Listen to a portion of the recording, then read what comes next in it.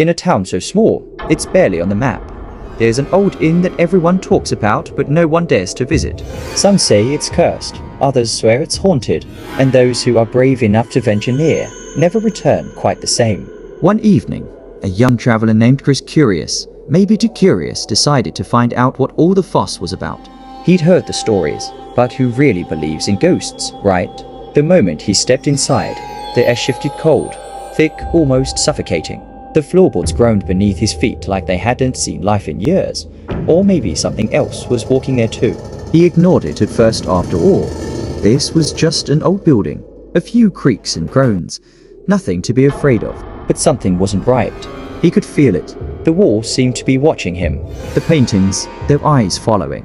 That's when he saw her. In the corner, a woman, draped in a tattered white gown, her face hidden behind long, dark hair. She didn't move, didn't speak, just stood there, watching.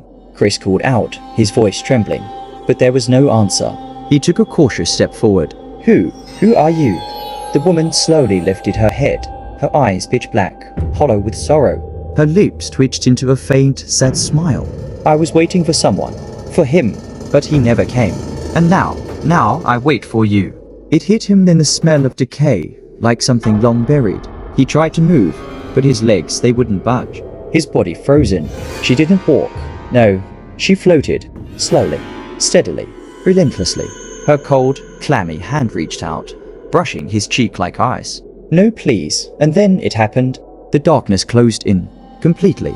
They found the inn empty the next morning. Nothing, not a trace of Chris. Just silence. But if you listen closely, late at night, you can still hear her. The woman in the white gown, still waiting, still watching. And if you're brave enough, maybe you'll hear her call your name next.